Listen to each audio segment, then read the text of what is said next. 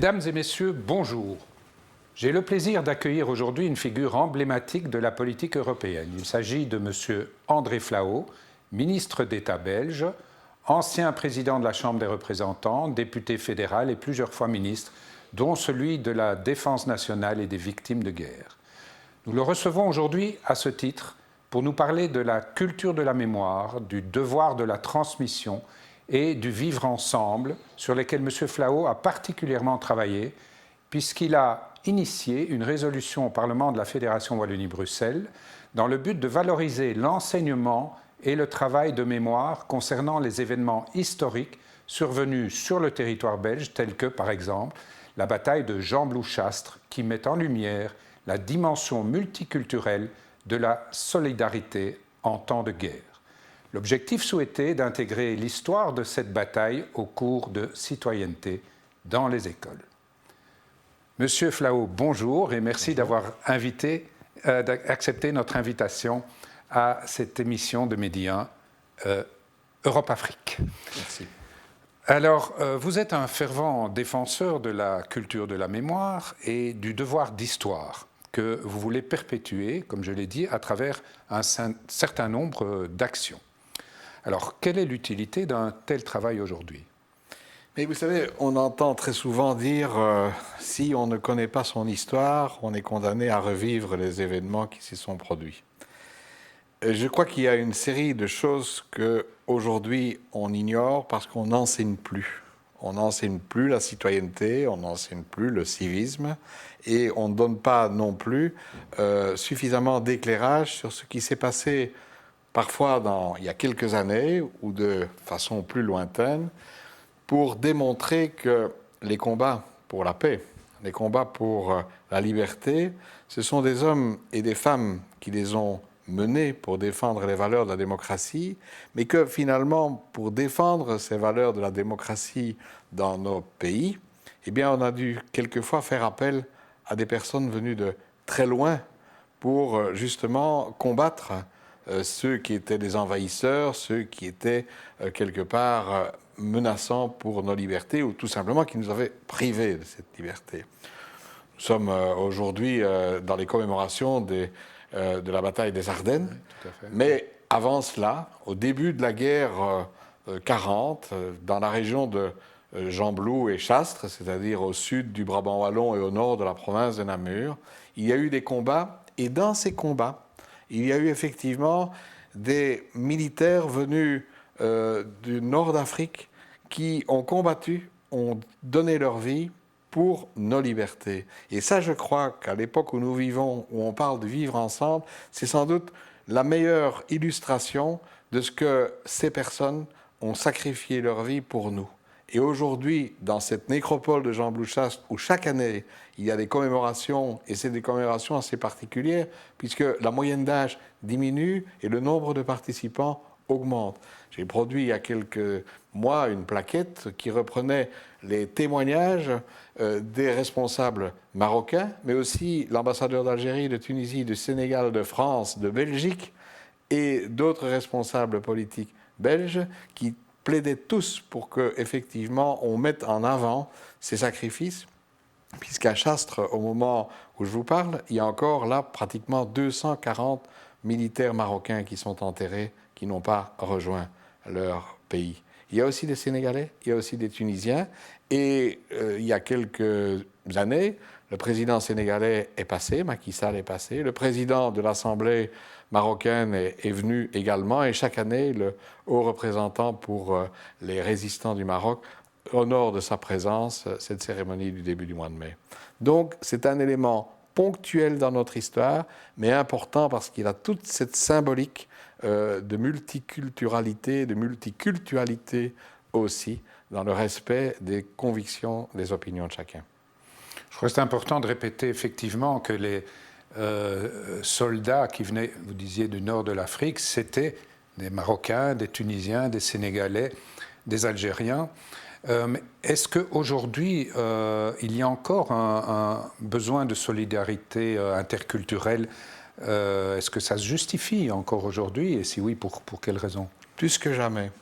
Plus que jamais parce qu'à partir de ces exemples concrets, ont fait prendre conscience aussi bien aux Belges et aux Européens, mais aussi à celles et ceux qui sont dans notre pays aujourd'hui, qu'il y a des liens très forts qui ont pu se créer à une époque donnée, qui peuvent être aussi perpétués, et ce sont aussi des liens très forts qui se traduisent par le fait que des travailleurs venus d'ailleurs sont venus faire tourner nos industries à un certain moment. Il y a eu l'immigration marocaine, il y a eu l'immigration italienne, il y a eu l'immigration turque. Et donc aujourd'hui, à un moment où on vit dans une époque de rejet de l'autre parce qu'il est différent par la couleur de peau, par la texture de ses cheveux, par ses convictions politiques, ses convictions religieuses, on vit dans l'époque de rejet, de repli sur soi. L'Europe est en train de se racrapoter sur elle-même. C'est pas comme ça qu'on construit un monde. On construit un monde à partir de la solidarité entre les personnes, et tout ce qui peut renforcer cette solidarité parce qu'elle prend ses racines dans l'histoire et des faits concrets, doit être mis en valeur, en évidence aujourd'hui. C'est comme ça que l'on progressera vers un réel vivre ensemble. C'est aussi une forme de justice parce que, quelque part, l'histoire rappelle que quand les Italiens sont venus, quand les Marocains sont venus, en fait, ils sont venus fournir des forces de travail dans des domaines où nous n'avions nous-mêmes pas nécessairement assez de ressources. Mais c'est-à-dire qu'on a dû faire appel, que ce soit dans la métallurgie à Cour-Saint-Étienne, aux usines Henrico, que ce soit dans la sidérurgie.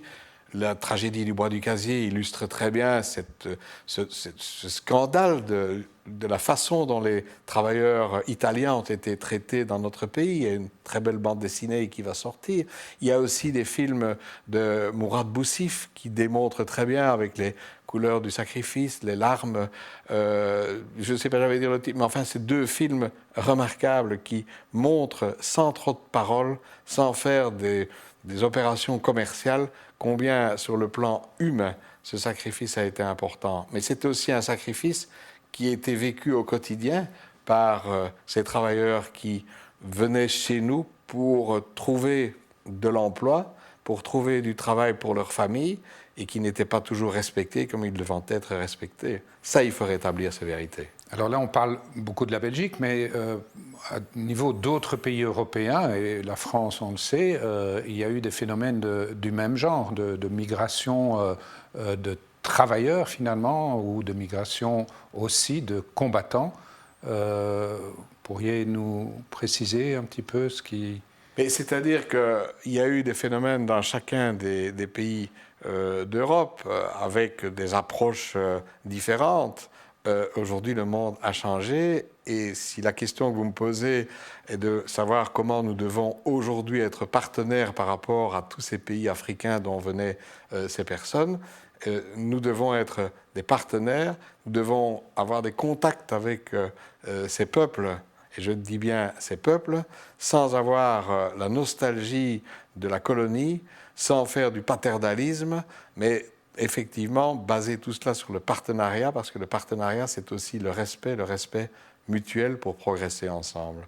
Et ça, c'est la philosophie que nous devons défendre quand on se revendique d'être démocrate, et quand on voit tout le phénomène de la migration aujourd'hui, des frontières qui se ferment, des bateaux que l'on laisse au milieu de la Méditerranée, cette Méditerranée qui devient un cimetière liquide, comme disait l'ancienne responsable de l'île de Lampedusa. Tout ça doit nous révolter, doit nous indigner, mais pas uniquement nous révolter, nous indigner, mais nous inviter à agir pour traiter les gens comme des êtres humains et ne pas commettre certaines erreurs du passé. Vous parliez de partenariat, et je sais que vous avez suggéré que l'on mette en avant des échanges trilatéraux. Ouais. Expliquez-nous. Mais l'idée, on peut faire, pour réussir du multilatéral, que ce soit dans le domaine parlementaire, que ce soit dans le domaine diplomatique, dans le domaine des efforts, il faut réussir le bilatéral. Mais quelquefois, le bilatéral ne suffit pas.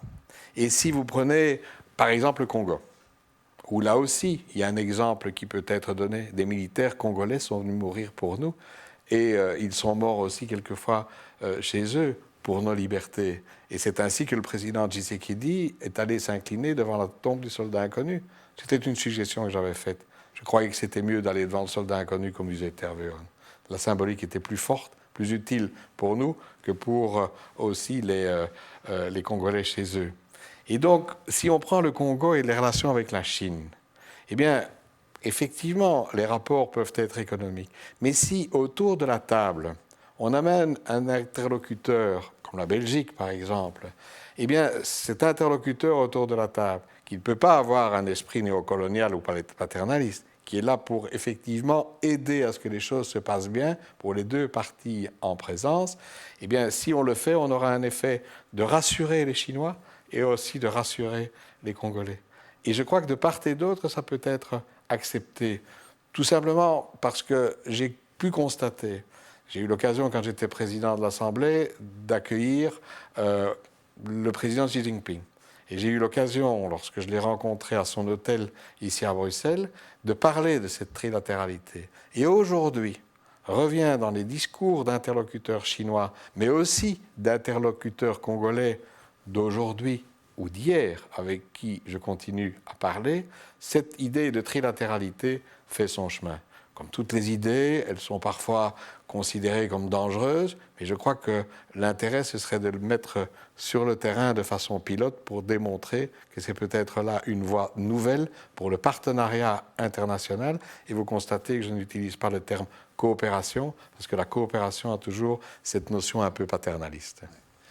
Mais ça permettrait peut-être aussi les partenariats trilatéraux de dire que finalement on s'aligne aussi en termes de position et de point de vue sur les prérequis d'une collaboration.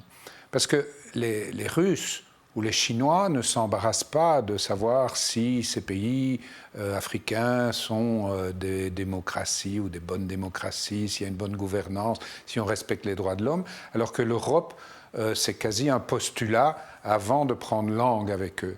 Alors, s'il y avait une réduction de ces écarts et pour avoir finalement des comportements qui sont pas opportunistes, mais relativement pragmatiques, tout en poussant via le développement vers une bonne gouvernance, mais le trilatéral semble peut-être une solution idéale. Je crois que vous avez cité le terme pragmatisme. Effectivement, il faut approcher aussi les matières, que ce soit au niveau interne ou externe, avec pragmatisme et bon sens. Et le souci de travailler dans le respect des intervenants et éviter à tout prix la transposition de modèles. Une des erreurs de l'Europe et aussi de la Belgique, c'est effectivement qu'on aborde souvent la politique internationale avec en arrière-pensée la transposition de nos modèles. On ne sait pas transposer du jour au lendemain les modèles. On ne sait pas, on n'a pas su le faire non plus avec les anciens pays du bloc de l'Est. Ce sont tous les problèmes de l'Europe aujourd'hui. On a voulu transposer des modèles de l'Europe de l'Ouest à l'Europe de l'Est pour accélérer un mouvement d'élargissement qui n'est pas une réussite, il faut bien le dire. Mais je dérive sur l'Europe. Au niveau de la trilatéralité, je crois qu'effectivement, elle doit s'installer en amont. On n'arrive pas à une table lorsque les gens discutent depuis si longtemps, mais on peut très bien préparer les choses en agissant en amont et être effectivement ce facilitateur dans la compréhension et dans le respect mutuel pour faire réussir des projets dans des secteurs où finalement on n'attend pas toujours ces coopérations ou ces partenariats et qui pourtant sont des secteurs fondamentaux pour la vie, parce que ce qui est important avant tout, c'est la santé. Ce qui est important, c'est l'éducation. C'est ça, la préoccupation première des femmes et des hommes d'autres pays. C'est que les enfants puissent être éduqués, qu'ils soient en bonne santé. Et quand on est en bonne santé et éduqué, on peut effectivement réaliser beaucoup de choses. On y reviendra, M. Flao. Nous allons faire une petite interruption et nous nous retrouvons après la pause. Je suis heureux de poursuivre cette émission avec notre invité, M. Flao, ministre d'État, sur la thématique du devoir de mémoire et des partenariats Europe-Afrique. Alors, M. Flao, vous avez, dans une tribune d'un quotidien, il y a 2 ans, écrit ceci notamment, qu'il ne peut y avoir en Afrique de développement économique sans sécurité, ni de sécurité sans développement économique. Or, vous n'êtes pas sans savoir que la région du Sahel est quand même un peu un berceau du terrorisme pour le moment. Alors qu'est-ce qu'il faut faire et qu'est-ce que l'Europe fait ou devrait faire pour améliorer la situation dans cette région? Mais d'abord, l'Europe aurait dû travailler plus en termes de prévention et d'assortir ces politiques de coopération d'aussi des politiques d'accompagnement et de travailler peut-être dans des domaines plus larges que le seul domaine économique ou d'exploitation des richesses de l'Afrique. On parlait tout à l'heure de l'enseignement, de l'éducation et de la santé. Je crois qu'effectivement, il faut, si on veut réussir, il faut aussi travailler au développement et au bien-être des populations sur place. Et ça, c'est une réorientation de la politique qui devrait être faite. Ensuite, l'Europe, mais comme les États-Unis à une époque, ont déclenché des guerres sans finalement se préoccuper de savoir comment on allait arrêter, comment on allait terminer. Je ne suis pas un défenseur ni de Saddam Hussein ni de Kadhafi, mais quelque part, la guerre en Libye a eu pour effet de libérer, d'ouvrir toutes les vannes des armes de tous les types vers ces pays du Sahel aujourd'hui. Oui. Et également, on laissait à l'abandon toute une série de populations qui subissent aujourd'hui les effets de la présence de groupes terroristes sur place. Alors, comment réagir? La France réagit, mais quelque part, on est dans une situation où on réagit que si on avait affaire à des guerres symétriques. Nous sommes en asymétrie la plus complète, comme en Afghanistan. Aujourd'hui, les groupes terroristes, ils apparaissent, ils disparaissent, ils ne respectent aucune règle et ils sont quelquefois plus armés que les armées régulières qui mettent du temps à réagir. Donc je crois que si on veut réussir, il faut aussi et surtout travailler avec les populations et avec les armées, je vais dire là-bas, faire de la formation en amont, amener quelque part les gens à réagir de façon coordonnée et pas de façon limitée par certaines frontières. Le terrorisme, il n'a pas de frontières. C'est ça qui fait toute sa rapidité d'action et nous devons donc adopter, je vais dire, le même processus, travailler de façon multinationale. Mais quand vous voyez toutes les difficultés de créer une défense européenne, on n'est pas encore assez loin. De la même façon, si au lieu de... par exemple, on pourrait renforcer aussi en Méditerranée la coopération des marines au niveau, plutôt que de laisser aux seules polices le soin de, pas uniquement de contrôler, et surtout essayer de transformer la répression en des opérations de sauvetage des personnes qui sont la victime des passeurs et qui sont la victime de ceux qui s'enrichissent sur le dos de la pauvreté. Donc il y a un rôle à jouer par l'Europe. La France a adopté une politique, une pole position, si vous me passez l'expression, mais elle est souvent très seule et je crois qu'il faut revoir la méthode. Un tout autre sujet, en tant que socialiste, je crois, vous militez pour l'annulation intégrale des dettes bilatérales et multilatérales des pays africains. Est-ce que c'est possible? Est-ce que c'est réaliste? Je vais vous dire que oui, je suis socialiste et je l'assume, mais réfléchissons. Le budget du Congo aujourd'hui, 10 milliards de dollars. Quand vous savez que des instances européennes, peut-être vont-elles assouplir leur position par rapport au Congo avec l'arrivée de Tshisekedi, qui a entrepris ce tour du monde et qui parvient à faire passer l'idée qu'il va développer une politique plus ouverte que son prédécesseur sur le terrain international. Mais quand vous réfléchissiez qu'avec un budget qu'on handicapait ce budget d'un montant de quelquefois jusqu'à 70% pour le remboursement de dettes qui ont été contractées par des régimes antérieurs et qui n'ont pas été utilisées pour le bien de la population, il y a là quelque chose qui incite à la réflexion. Et on peut effectivement, certes, se poser la question de savoir si c'est possible, mais on doit aussi se dire, est-ce que ce n'est pas souhaitable? Si on veut que ce pays puisse se développer comme d'autres pays et développe les projets en matière de santé, d'éducation, de reconstruction, il faut effectivement leur donner des moyens et ne pas d'un côté dire vous devez faire ceci et de l'autre côté continuer à fermer le robinet pour éviter qu'ils aient des moyens, qu'il y ait des accords pour voir que ça soit bien utilisé aux fins voulu, d'accord, mais pas finalement devenir les nouveaux colonisateurs sur base de la finance.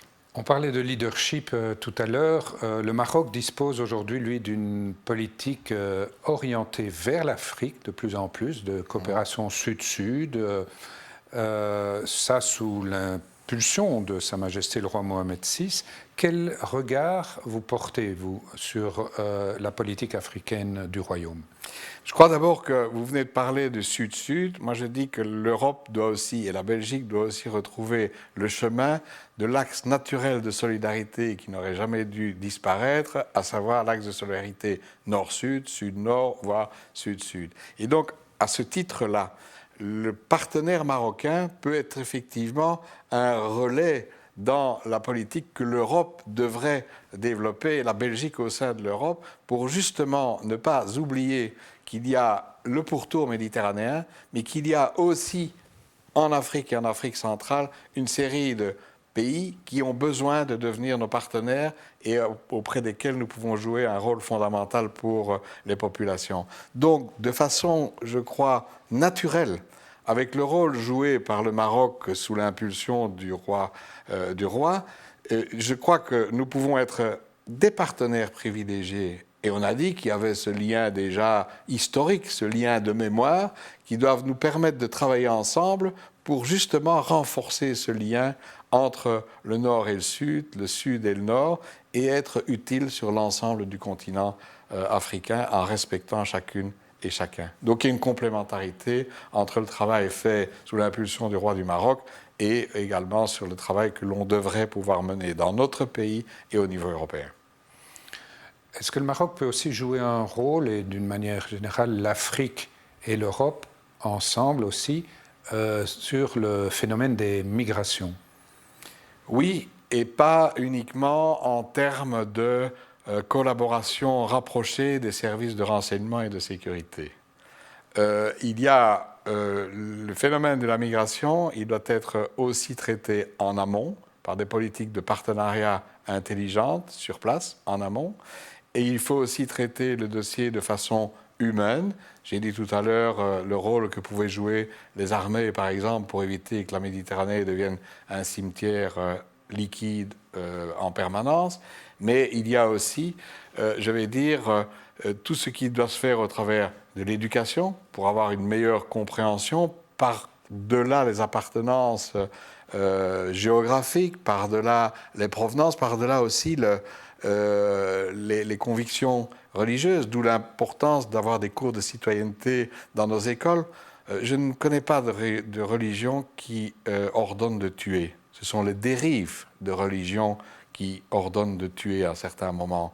Et on a eu aussi l'Inquisition à un certain moment. On a aujourd'hui des dérives terribles que nous subissons, mais que les populations locales subissent aussi. Donc mieux connaître toutes ces philosophies, mieux connaître les autres pour construire ensemble et avoir une approche qui est une approche plus humaine. Nous ne pouvons pas accueillir tout le monde, mais nous pouvons faire en sorte qu'il y ait un respect des personnes qui arrivent chez nous et qu'il y ait aussi une autre politique que celle qui consiste à dire à certains pays, comme la Turquie ou ailleurs, gardez chez vous tous ces gens, surtout n'ouvrez pas vos frontières, on va vous donner de l'argent pour le faire, ou encore reprenez chez vous certains délinquants, construisez des prisons chez vous et on va vous aider à les faire fonctionner. C'est pas comme ça que l'on construit un réel vivre ensemble, parce que là on crée des oppositions et des rejets.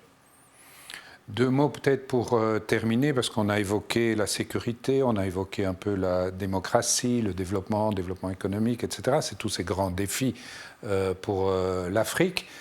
J'ai quand même, puisqu'il y a eu la COP25, envie de terminer notre entretien sur la problématique du climat, quand on sait combien nous sommes pollueurs et combien les conséquences de la pollution touchent l'Afrique bien davantage que nous-mêmes. Comment jugez-vous cette problématique globale ? La problématique du climat a fait irruption dans notre vie quotidienne par certains personnages porteurs des revendications, par des manifestations. Je crois que c'est un phénomène, c'est une erreur de dire que rien n'a été fait. Des choses ont été entreprises, peut-être pas suffisamment rapidement. Il faudra peut-être accélérer les mouvements. Mais c'est clair qu'en discutant seulement entre les Occidentaux ou dans les pays qui sont plus développés, en ignorant tout le drame que ça provoque dans d'autres pays qui sont en émergence ou qui sont en développement, ça ne résoudra rien du tout. Donc là aussi, il faut lier l'économie, le climat et la solidarité. Et à côté de cela, je crois qu'il ne faut pas oublier non plus qu'il y a une préoccupation sociale. Et je retiens toujours cette phrase d'étudiants d'ici, de l'école de Bruxelles, au moment des grandes manifestations, qui disait « Il y en a certains qui manifestent pour savoir le climat qu'il fera demain, et il y en a d'autres qui manifestent pour savoir si demain ils pourront encore se nourrir. » Je crois qu'il faut vraiment faire le lien entre le social et le climat et garder, comme dans toute chose, un équilibre. Parce que ce qui est déséquilibré ne tient pas. Eh bien, ce sera le mot de la fin, Monsieur Flao. Je vous remercie beaucoup pour votre participation à cette émission. C'était très intéressant. Et chers téléspectateurs, pour ma part, j'aurai le plaisir de vous retrouver la semaine prochaine pour une nouvelle émission Europe-Afrique.